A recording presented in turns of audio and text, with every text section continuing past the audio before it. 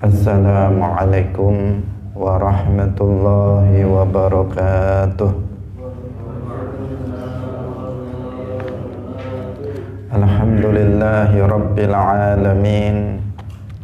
Lahu ni'matu wa lahul fadlu wa lahul thana'ul hasan. Wassalawatullahil barrir rahim wal malaikatil muqarrabin ala sayyidina wa maulana Muhammadin wa ala alihi wa ashabihi tayyibin at-tahirin. Allahumma la sahla illa ma ja'altahu sahla wa anta taj'alul hazna idha syi'ta sahla. Allahumma arzuqna al-ikhlasa fin niyyati wal qawli wal amal. Wa ba'du. Ila nabiyil mustafa sallallahu alaihi wasallam wa ikhwanihi minal anbiya'i wal mursalin wa syuhada'i was salihin, khususan ila sultanil awliya Syekh Abdul Qadir Al-Jilani wa Syekh Ahmad Ar-Rifa'i wa Syekh Baha'iddin An-Naqsyabandi wa Syekhina Abdullahil Harari wa ila ruhi muallif hadzal kitab Al-Qadhi Abi Syuja' wa ila arwahi muassisi jam'iyyati Nahdlatul Ulama Syekh Muhammad Hashim Asy'ari wa Syekh Bisri Sansuri wa Syekh Abdul Wahhab Hasbuwah wa ila arwahi jami'i ahli al-qubur minal muslimin wal muslimat wal mu'minin wal mu'minat min masyariqil ardi ila magharibiha, khususan ila arwahi abaina wa ummahatina wa ajdadina wa jaddatina wa masyayikhina wa masyayikhi masyayikhina. Al-Fatihah. A'udzu billahi minasy syaithanir rajim. Bismillahirrahmanirrahim. Alhamdulillahi rabbil alamin. Ar-Rahmanir Rahim. Maliki yaumiddin. Iyyaka na'budu wa iyyaka nasta'in. Ihdinas siratal mustaqim. Siratal ladzina an'amta 'alaihim ghairil maghdubi 'alaihim waladdallin. Amin. Hadirin hadirat kaum muslimin muslimat, pemirsa Madu TV rahimakumullah. Alhamdulillah, puji syukur marilah kita sampaikan kepada Allah Subhanahu wa ta'ala. Pagi hari ini Allah Subhanahu wa ta'ala kembali menganugerahkan nikmat-nikmatnya kepada kita, terutama nikmat taufik, sehingga dengan nikmat itu kita semuanya bisa kembali hadir dalam majelis Ilmuddin. Salawat dan salam semoga tetap terlimpahkan kepada Nabi Agung, makhluk yang paling mulia, yaitu Nabi Muhammad sallallahu alaihi wasallam, para sahabatnya, keluarganya, serta seluruh umat Islam yang mengikuti beliau ila yaumil qiyamah. Hadirin rahimakumullah, pagi hari ini kita akan melanjutkan tentang syarat wajib dari zakatul mal. Telah kita uraikan sebelumnya tentang syarat wajib zakat binatang ternak. Yang kedua, syarat wajib zakat athman, emas dan perak. Sekarang kita akan bahas tentang syarat wajib dari zakat az-zuru', yaitu hasil pertanian. Hadirin rahimakumullah, mari kita mengikhlaskan niat kita lillahi ta'ala, bahwa motivasi kita, kehadiran kita di majelis ini adalah thalabul ilmi lillahi ta'ala. Qala al-muallif rahimahullahu ta'ala, wa amma az-zuru'u fatajibu zakatu fiha bi thalathi syara'id. bi thalathati syara'ita ayyakuna mimma yazra'uhul adamiyuna wa ayyakuna qutan muddakharan wa ayyakuna nisaban wa huwa khamsatu awsuqin la qishra 'alaiha. Wa amma zuru'u lan anapun utawi zakat pertanian, maksudnya biji-bijian, fatajibu mongko wajib apa az-zakatu zakat fiha ing dalam zuru' bi thalathati syara'ita kelawan telu pira-pira syarat. Rupane suwiji ayakuna yen ta ana apa zuru' iku mimma setengah sangking barang yazra'uhu kang nandur ing ma sapa al-adamiyuna manungsa. Wa ayyakuna lan yen ta ana apa zuru' iku kutan rupa panganan pikuwatan muddakharan kang iso den simpen suwe. Wa ayyakuna lan yen ta ana apa az-zuru' iku nisaban nisab. Wa huwa lan utawi nisab iku khamsatu awsuqin 5 pira-pira wasak. La kisra ora ana kulit iku maujud alaiha ing atase khamsatu awsuq. Hadirin hadirat rahimakumullah.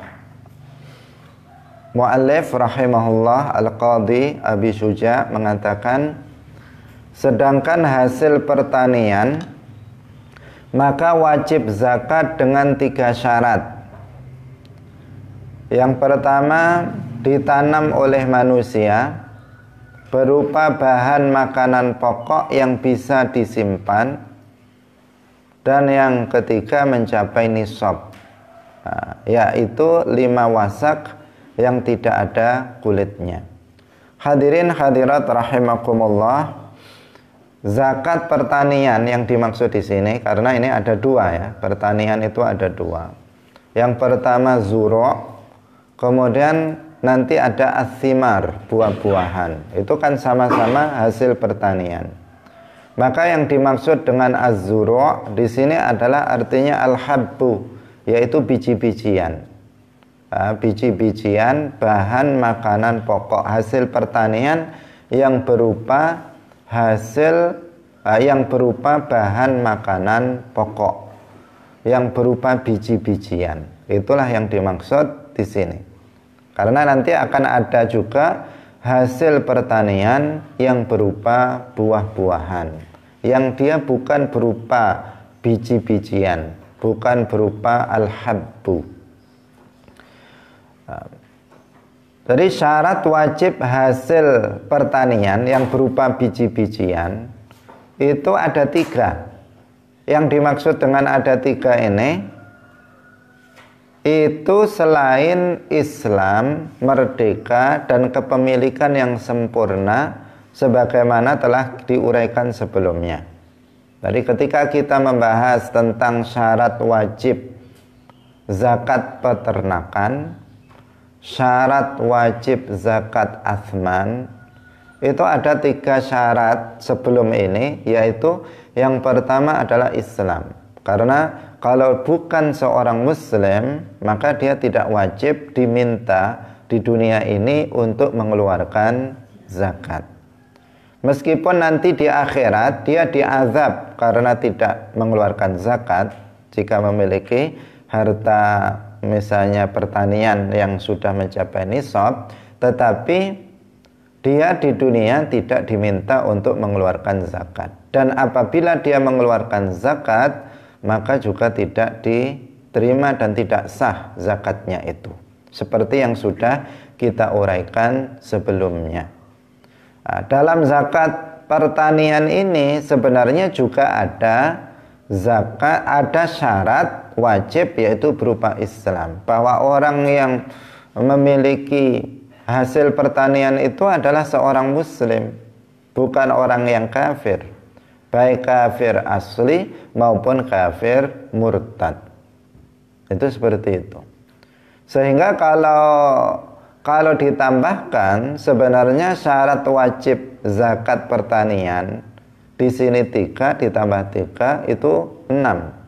Jadi syaratnya itu 6, bukan 3. Nah, ketika mu'allif Al-Qadhi Abi Syuja mengatakan bahwa syarat wajib zakat pertanian itu 3, maksudnya adalah selain yang pertama Islam, yang kedua merdeka, karena hamba sahaya itu tidak berkewajiban untuk mengeluarkan zakat. Kemudian yang ketiga, al-milkut tam, yaitu kepemilikan yang sempurna. Karena jika itu bukan milik dia, tentu dia tidak wajib mengeluarkan zakat. Misalnya yang bertani tetangga kita. Nah, kita yang berkewajiban ya yang memilikinya, yaitu petaninya itu, bukan saya yang berkewajiban mengeluarkan zakatnya. Demikian juga kalau kepemilikannya itu lemah, seperti yang sudah kita jelaskan kemarin, budak mukatab.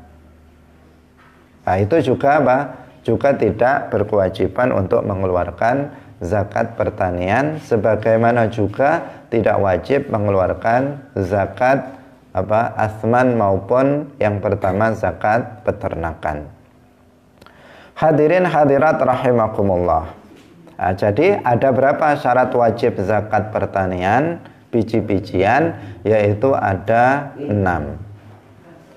Nah, kemudian yang kita bahas, karena yang 3 itu sudah dijelaskan sebelumnya, yang kita bahas berarti sekarang yang keempat, yang di sini disebutkan yang pertama, yaitu ayyakuna mimma yazra'uhul adamiyun, bahwa biji-bijian, hasil pertanian yang berupa biji-bijian itu ditanam oleh manusia. Ditanam oleh manusia, bukan sesuatu yang tidak ditanam oleh manusia, tetapi dia tumbuh sendiri. Misalnya tumbuh sendiri dengan sendirinya. Misalnya tiba-tiba di belakang rumah ada tumbuh padi satu kebun, misalnya satu sawah, misalnya, seandainya, meskipun itu ya belum pernah terjadi, maka itu jika kemudian tumbuh dengan sendirinya, tidak ditanam oleh manusia, maka itu tidak ada zakatnya. Atau sebagian tanaman itu karena terikut oleh air, ada biji di atas misalnya, kemudian ada pengairan sehingga bijinya larut oleh air, kemudian tumbuh di tempat lain, bukan manusia yang menanamnya, maka di sini juga tidak ada zakatnya. Jadi harus syaratnya ditanam oleh manusia, yazra'uhu al-adamiyun. Kemudian yang berikutnya adalah mu'allif mengatakan ayyakuna qutan muddakharan. Yang pertama berupa qut. Qut itu artinya adalah bahan makanan pokok. Bahasa Jawanya panganan pikuatan. Jadi makanan yang dijadikan sebagai untuk atau digunakan untuk kekuatan badan dalam kondisi normal. Nah, jadi itu berbeda-beda antara satu daerah dengan daerah yang lain. Bahan makanan pokok yang digunakan untuk kekuatan badan seseorang itu berbeda-beda. Ada bahan makanan pokok seperti di daerah kita ini, ya beras. Beras itu yang kita jadikan sebagai bahan makanan pokok untuk kekuatan badan kita. Ada jagung, itu juga bahan makanan pokok karena dijadikan sebagai makanan mengandung karbohidrat yang untuk kekuatan badan. Kemudian ada gandum. Gandum di daerah kita tidak bahan makanan pokoknya bukan gandum. Di daerah lain seperti banyak misalnya di Eropa atau di Timur Tengah, banyak yang bahan makanan pokoknya adalah gandum. Gandum itu ada gandum qamah, ada gandum syair, itu jenis-jenis daripada gandum. Itu juga dijadikan sebagai bahan makanan pokok. Kalau di tempat kita malah digunakan untuk roti misalnya. Itu sebagai bahan makanan pokok daerah. Nah, jadi bahan makanan pokok ini ada zakatnya. Terus bahan makanan pokok itu adalah muddakharan. Muddakharan itu artinya bahan makanan pokok itu bisa untuk disimpan. Jadi kuat apabila disimpan, misalnya disimpan dalam waktu 1 tahun, maka tidak rusak. Tidak diberi obat pengawet, tidak diberikan sesuatu yang menjadikan dia awet, biasa saja disimpan, maka dalam waktu 1 tahun dia tidak rusak. Ini namanya apa? Muddakharan. Nah, syaratnya seperti itu. Kalau disimpan 2 hari sudah busuk, nah ini tidak ada zakatnya yang seperti itu. Jadi dia pertama berupa bahan makanan pokok, kemudian muddakharan, bisa disimpan tahan lama, awet. Nah, kalau disimpan dalam waktu 1 tahun, maka dia akan tetap tidak rusak. Seperti misalnya padi, gabah misalnya disimpan, meskipun dalam waktu 1 tahun gabah itu tidak akan rusak. Misalnya jagung itu kalau disimpan dalam waktu 1 tahun juga tidak rusak. Gandum juga seperti itu. Nah, maka bahan makanan pokok semacam ini itu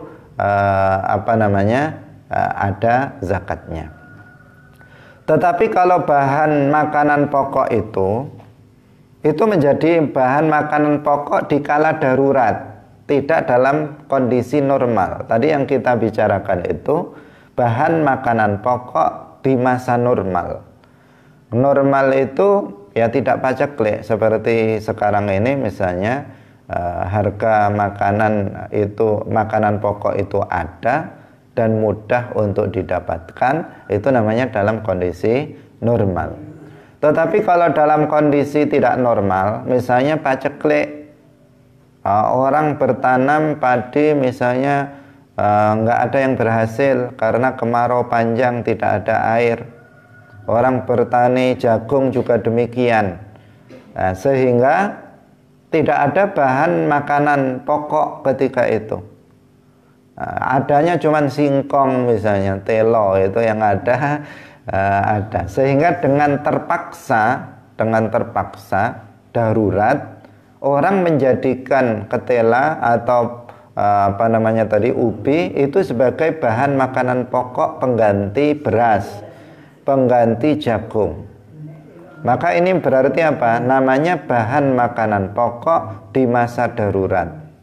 Nah, tidak dalam kondisi normal. Pertanyaannya, apakah wajib dikeluarkan zakatnya singkong itu? Nah, jawabannya tidak. Nah, tidak wajib dikeluarkan zakatnya. Kenapa? Karena dia adalah bahan makanan pokok di masa darurat. Nah, apalagi kalau singkong dia bukan biji-bijian. Nah, dia bukan biji-bijian. Sementara yang dimaksud di sini adalah bahan makanan hasil pertanian yang berupa biji-bijian. Nah, dan dijadikan sebagai bahan makanan pokok di masa normal, tidak di masa darurat. Hadirin hadirat rahimakumullah. Kemudian yang berikutnya, ada juga syarat bahwa bahan makanan pokok itu sudah mengeras bijinya. Karena tadi kita katakan dia berupa biji-bijian. Seperti jagung berupa biji, kemudian beras atau itu berupa biji. Itu disyaratkan bijinya itu sudah mengeras, karena sebagai tanda kelayakan untuk bisa dikonsumsi, untuk bisa dimakan, kalau biji itu sudah mengeras bijinya. Beda dengan nanti buah-buahan seperti kurma, seperti anggur, nanti kelayakan untuk bisa dikonsumsi itu beda, bukan mengeras. Tetapi kalau bahan makanan pokok seperti padi atau jagung itu sebagai tanda bahwa dia sudah layak untuk dimakan, untuk dikonsumsi apabila bijinya itu keras. Maka ada disyaratkan juga di sini bahan makanan pokok itu telah mengeras bijinya. Apabila masih lembek, masih belum keras, misalnya bahan makanan pokok itu padi masih muda, sudah dipanen misalnya, belum mengeras bijinya, maka tidak ada zakatnya. Jagung misalnya masih muda, masih jantan, belum mengeras bijinya, maka tidak ada zakatnya. Karena ada syarat dalam zakat biji-bijian di sini adalah istidadul habbi, artinya bijinya itu sudah mengeras. Nah, karena itu sebagai tanda kelayakan konsumsi bagi bahan makanan pokok yang berupa biji-bijian. Jadi semuanya di sini zuru ini berupa biji-bijian. Kalau kita lihat misalnya gandum syair, gandum hintoh misalnya, kita lihat itu juga berupa semacam padi juga, semacam padi, hanya perbedaan sedikit-sedikit saja. Kita tidak melihatnya di sini. Kalau kita bisa tampilkan gambarnya atau kita berikan contoh, maka bentuknya itu adalah semacam padi juga. Jadi itu gandum. Jadi semuanya yang dimaksud di sini adalah biji-bijian, biji-bijian. Hadirin hadirat kaum muslimin muslimat, pemirsa Madu TV yang dirahmati oleh Allah Subhanahu wa taala. Kemudian yang berikutnya adalah yang disebutkan di sini mencapai nisab, wa ayyakuna nisaban. Bahan makanan pokok yang berupa biji-bijian itu mencapai nisab, dan nisabnya adalah 5 wasak. Ini diterangkan di sini, tetapi nanti akan diuraikan lebih rinci dalam pembahasan berikutnya. Dalam pertemuan sebelumnya ketika kita bicara tentang zakat peternakan, zakat asman, hanya disebutkan bahwa syarat wajibnya mencapai nisab, tetapi tidak disebutkan berapa nisabnya karena akan dijelaskan di belakang. Di sini juga disebutkan mencapai nisab, tapi mu'alif menyempatkan untuk menyebutkan nisabnya, meskipun nanti akan diulang kembali di belakang tentang nisab dan yang wajib dikeluarkan zakatnya. Beliau mengatakan bahwa nisabnya hasil pertanian yang berupa biji-bijian itu adalah 5 wasak. Rasulullah Shallallahu Alaihi Wasallam bersabda, laisa fima duna khamsati ausuqin shadaqah. Tidak ada zakat dalam sesuatu, maksudnya hasil pertanian, termasuk buah-buahan di sini, yang kurang dari 5 wasak. Jadi 5 wasak ini adalah ukuran takaran. 5 wasak itu sama dengan 60 sok. 5 wasak sama dengan 60 sok. Berarti 6 kali 5. 6 kali 5 berapa? 300. Kalau 60 berarti 300. Berarti 300 sok. 300 sok. Jadi nisabnya hasil pertanian itu adalah 5 wasak sama dengan 300 sok. Nah, satu sok itu sama dengan 4 mud, seperti yang kita bahas dalam zakat fitrah. Zakat fitrah itu berapa ukurannya? Berapa ukurannya? 1 sok. Berapa mud? 4 mud. 1 mud itu adalah sama dengan cakupan 2 telapak tangan. Telapak tangan 1, telapak tangan 2. 1 cakupan telapak tangan yang sedang itu namanya 1 mud. 1 mud. Nah, kalau 1 sok berarti 4 cakupan, ini namanya 1 sok. Hadirin hadirat rahimakumullah. Kalau fidyah itu 1 mud, berarti 1 cakupan 2 telapak tangan beras. Itu kalau fidyah misalnya, itu 1 mud. Kalau zakat fitrah 4 kali 2 cakupan telapak tangan. Itu kalau zakat fitrah. Kalau nisabnya hasil pertanian itu 300 sok. Berarti berapa mud? 300 kali 4. Berapa? 1.200 ya. 1.200 mud. Nah, itu nisabnya. Nah, nisab dari hasil pertanian. Nanti akan kita bahas lagi lebih detail di belakang, karena pembahasannya ada di belakang yang ini, seperti halnya dalam zakat pertanian dan zakat asman. Nah, yang lebih dari nisab ini juga dihitung, berbeda dengan peternakan, yang nanti ini juga ada ada pembahasannya tersendiri. Hitungan nisab ini adalah jika bahan makanan pokok sudah dibersihkan dari kulitnya. Dikatakan oleh mu'allif la qishra.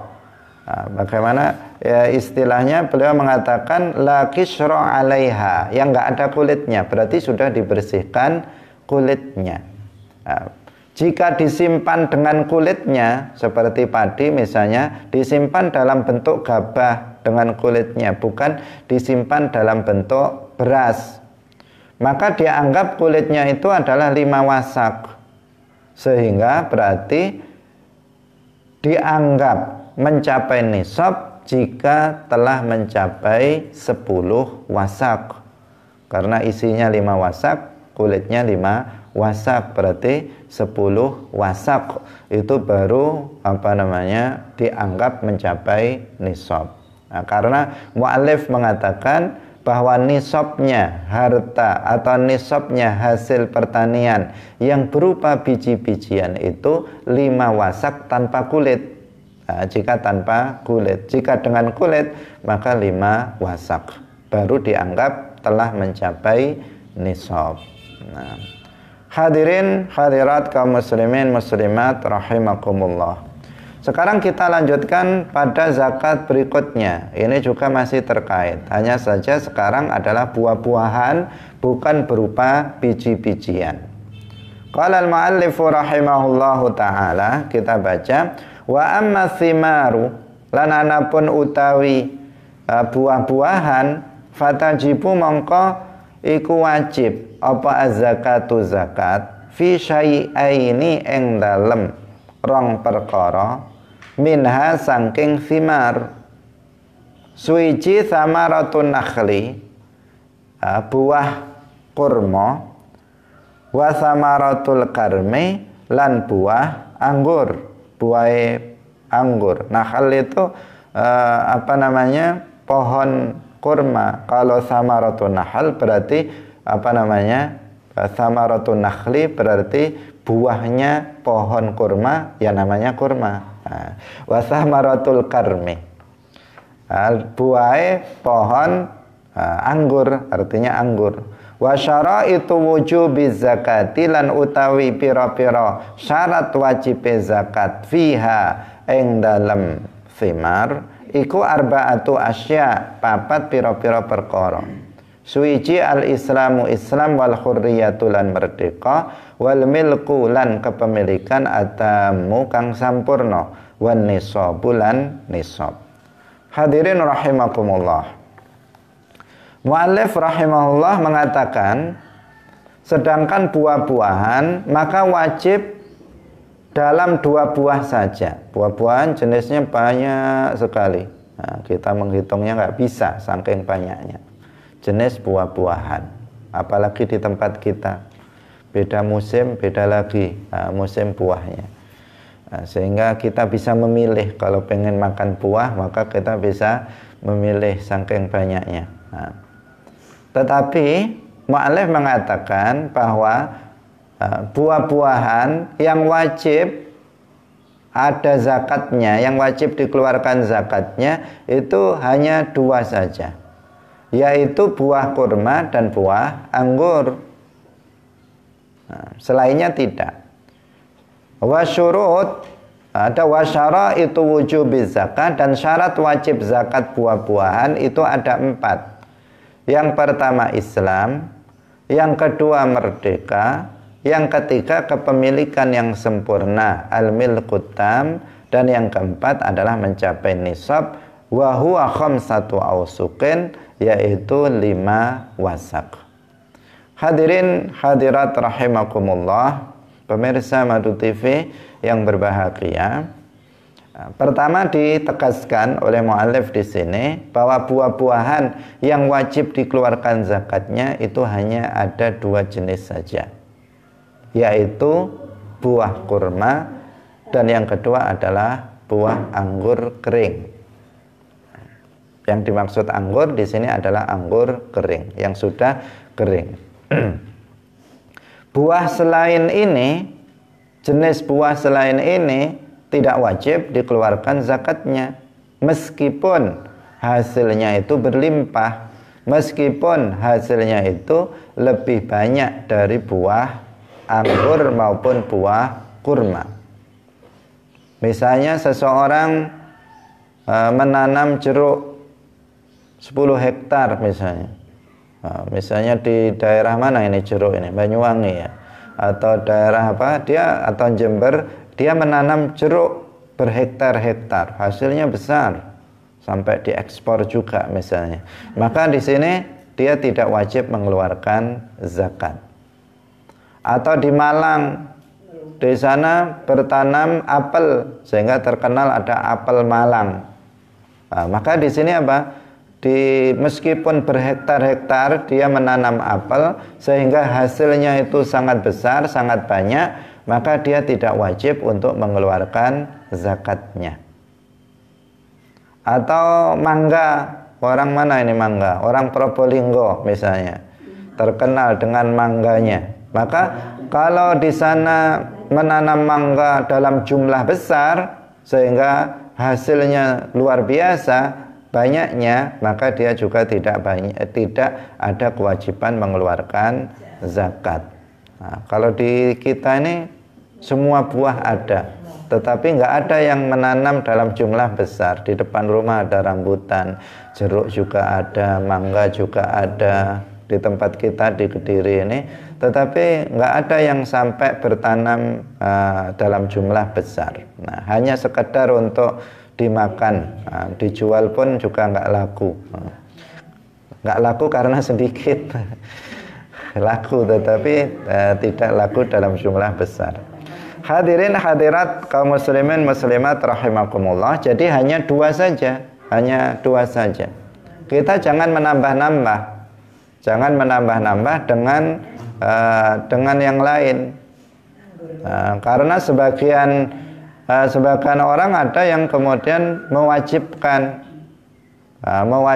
selain kurma dan anggur, mereka mewajibkannya. Nah, ini menyalahi ketentuan dalam syariat Islam, karena jenis buah-buahan itu sejak dahulu kala itu sudah ada. Nah, bukan hanya sekarang saja ada orang menanam mangga, bukan sekarang saja ada orang menanam rambutan atau apel dan seterusnya. Sejak zaman dahulu kala buah-buahan, jenis buah-buahan ini sudah ada.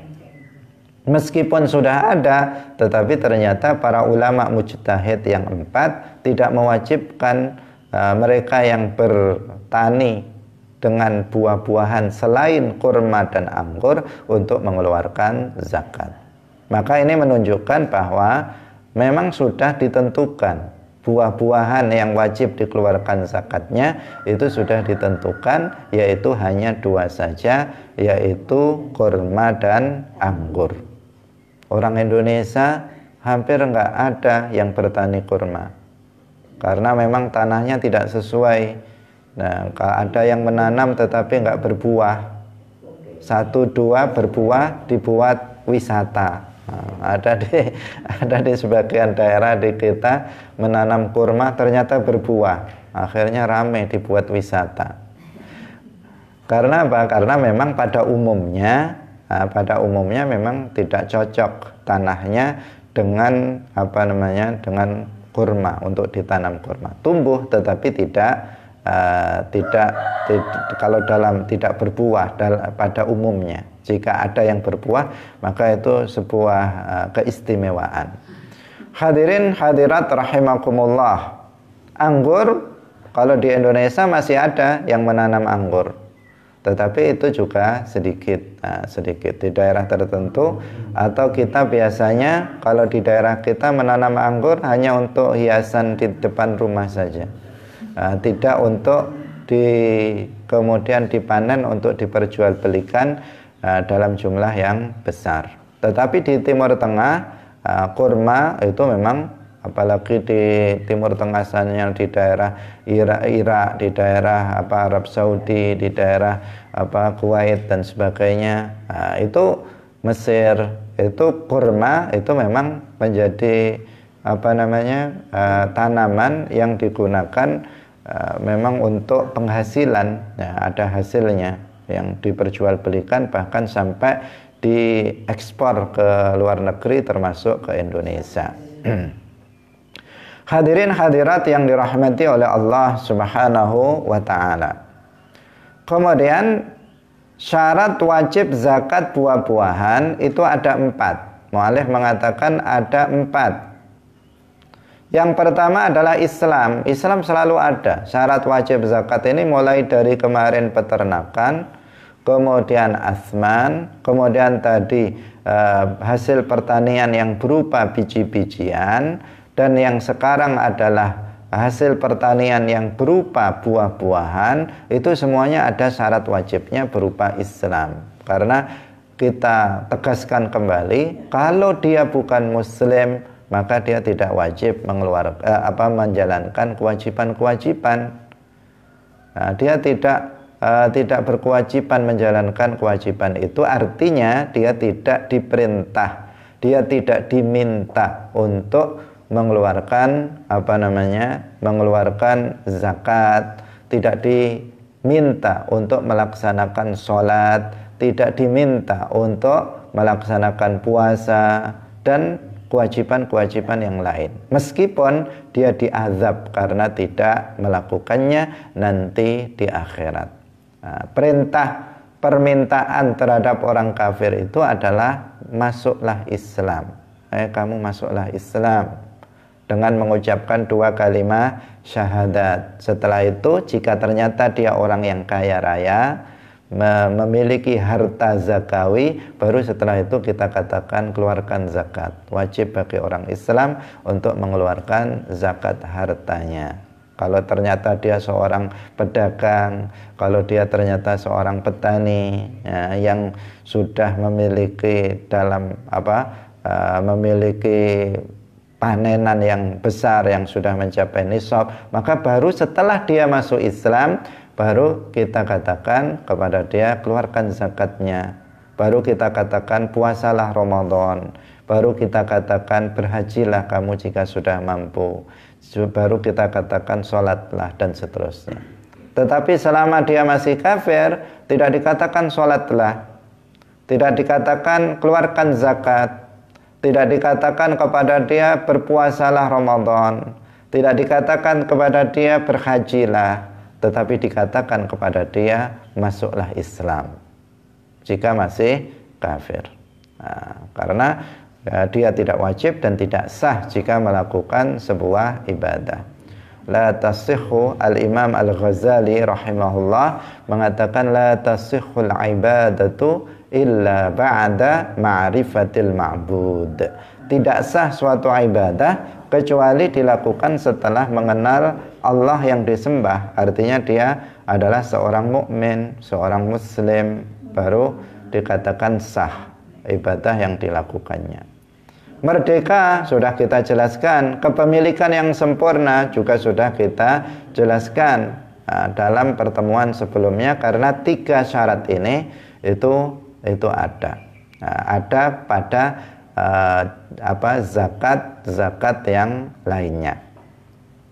Mencapai nisab ini juga sama, sudah kita jelaskan. Nisab kemarin itu adalah nama dari ukuran tertentu untuk mulai diwajibkannya zakat.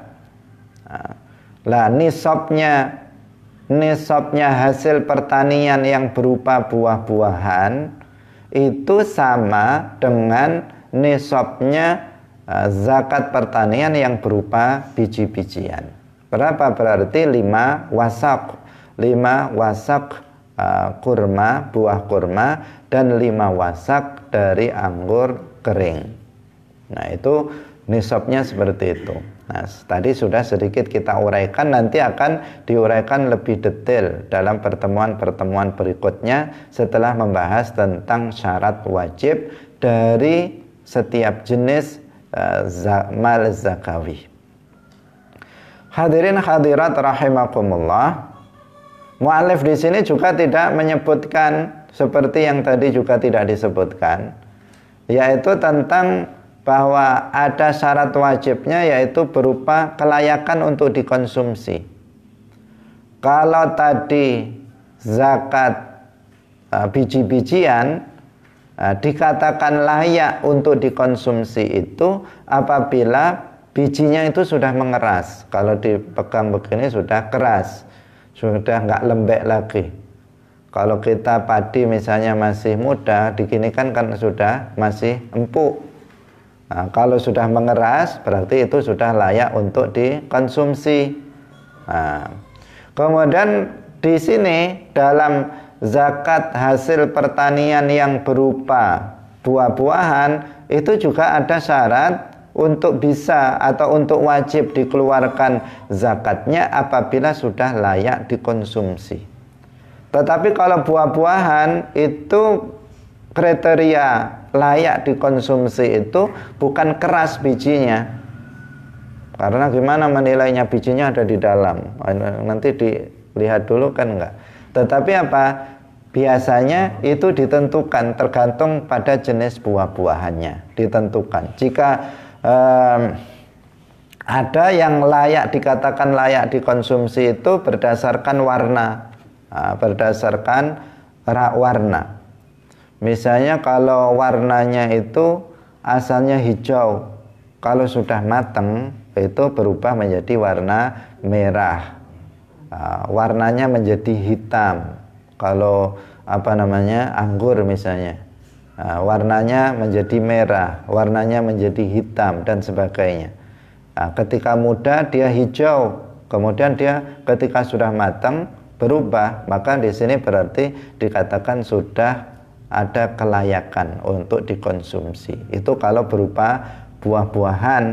Nah, tidak disyaratkan seluruh buah itu sudah seperti itu, karena kan nggak bareng. Kalau buah-buahan itu tidak serempak.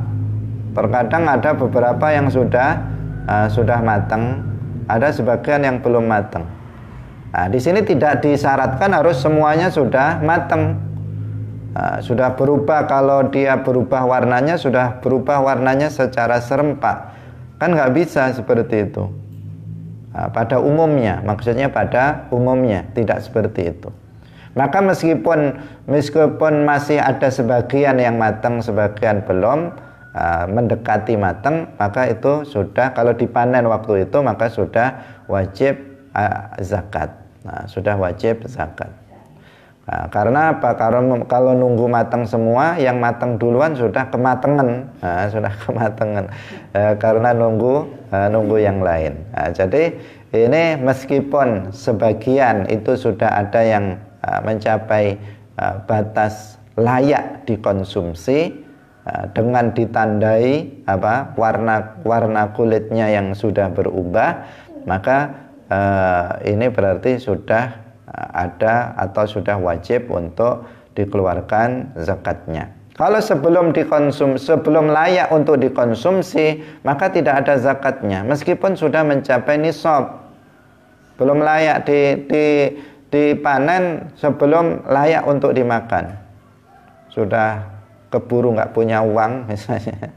Kemudian belum matang semua sudah dipanen duluan. Nah, takut harganya turun. Nah, sehingga dipanen sebelum matang, padahal dia malah merugi nanti karena tentu harganya tidak sama. Ini seandainya. Hadirin hadirat rahimakumullah. Nah, kalau buah tersebut buah yang tidak berubah warnanya, jadi kalau ada buah itu yang matang maupun mentah itu sama. Tapi kita sekarang kan bicara tentang 2 buah saja, tidak buah yang lain. Nah, kita bicara anggur dan kurma. Buah-buahan yang lain itu juga ada yang seperti itu. Mentahnya sama matangnya itu nggak bisa dibedakan. Ini sudah matang atau belum?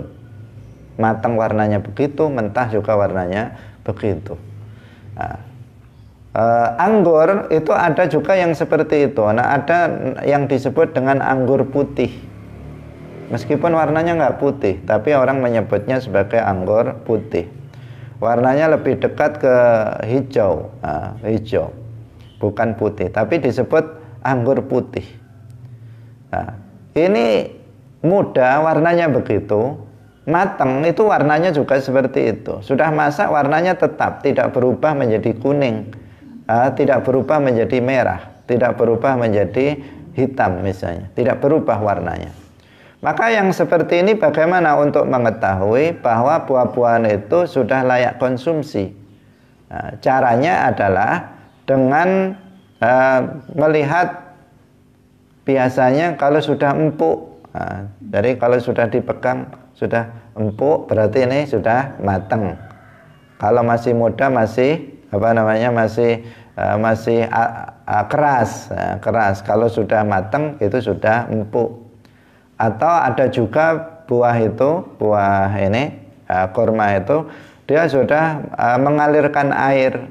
Nah, terlihat kalau masih muda itu nggak mengalirkan air.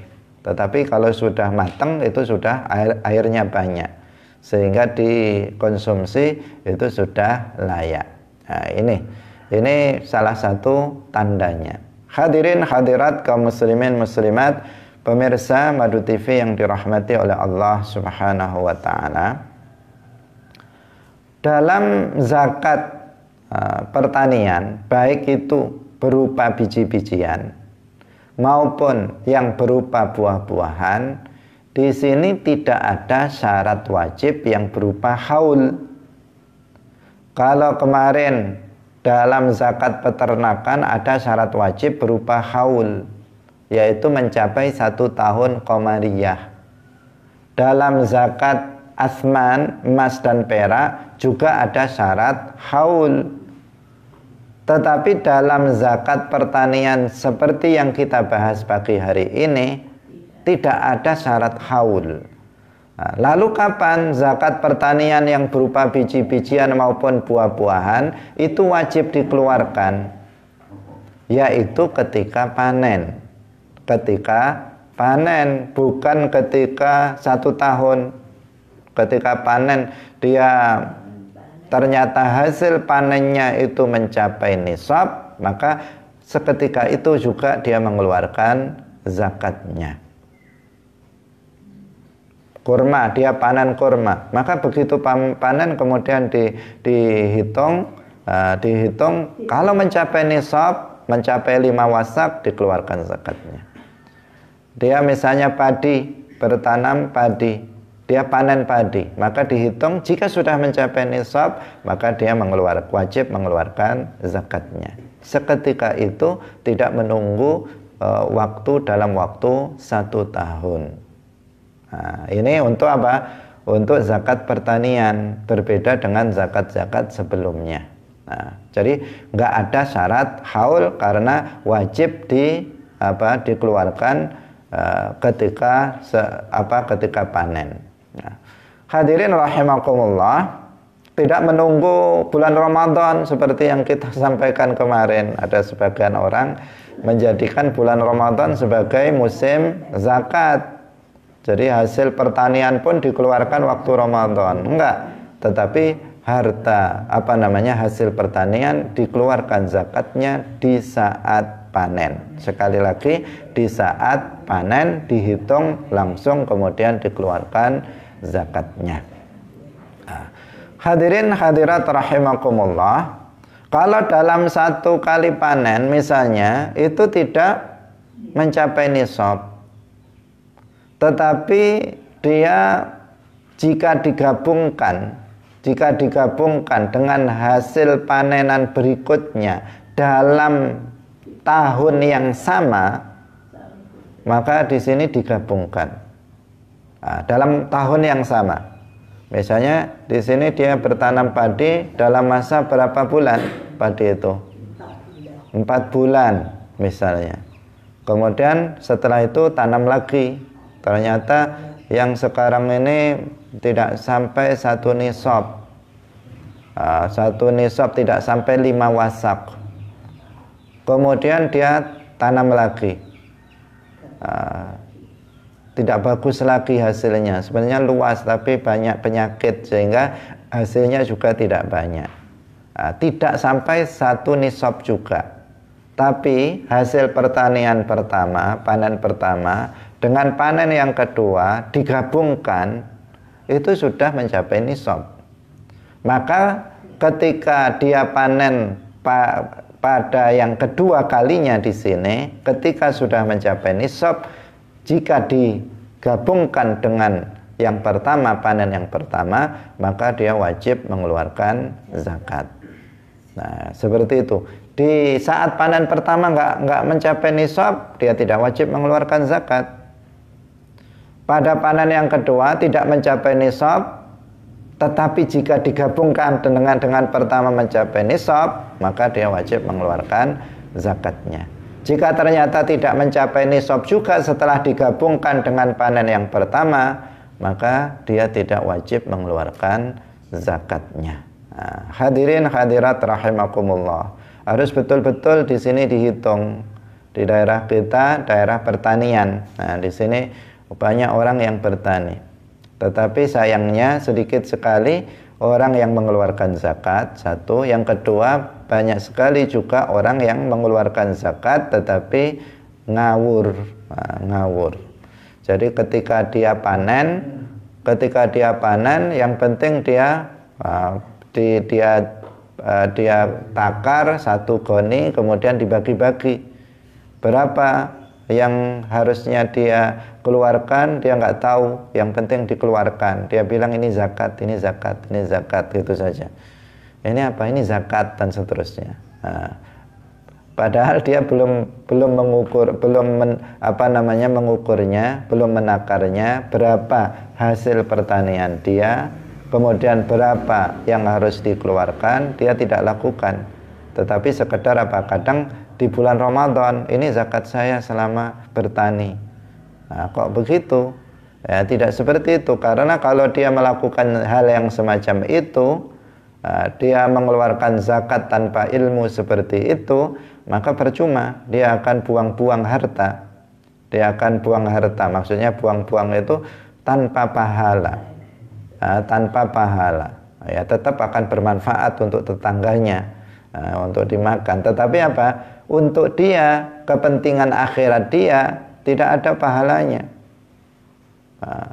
Padahal seharusnya setiap biji beras atau setiap biji makanan yang kita berikan kepada orang lain, hendaknya itu ada pahalanya, yaitu dengan niat yang ikhlas dan dengan cara yang benar.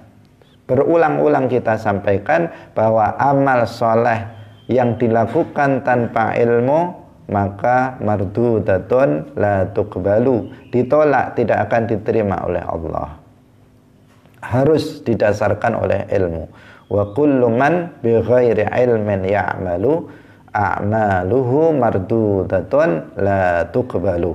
Ini harus diingat-ingat, apapun ibadah yang kita lakukan, miliki ilmunya terlebih dahulu baru lakukan.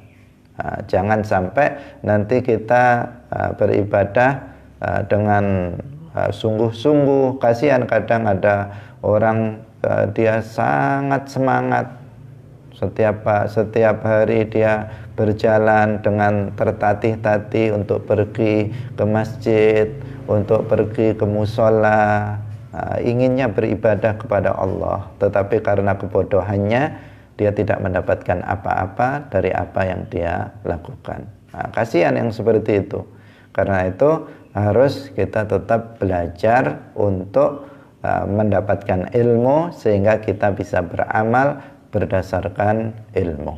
Hadirin rahimakumullah, demikian pengajian kita pada pagi hari ini. Kita masih menyisakan yaitu tentang syarat wajib zakat perdagangan. Syarat wajib zakat perdagangan. Setelah itu baru kita akan uraikan kembali ke zakat peternakan tentang nisab dan berapa yang wajib dikeluarkan dari masing-masing jenis zakat harta tersebut. Demikian, barakallahu fikum, wallahul muwaffiq ila aqwamit thariq. Wassalamualaikum warahmatullahi wabarakatuh. La ilaha illallah. Allahumma salli ala sayyidina Muhammad wa ala alihi wa sahbihi wa sallim. Rabbi ghfirli wa liwalidayya wa lil mu'minina wal mu'minat.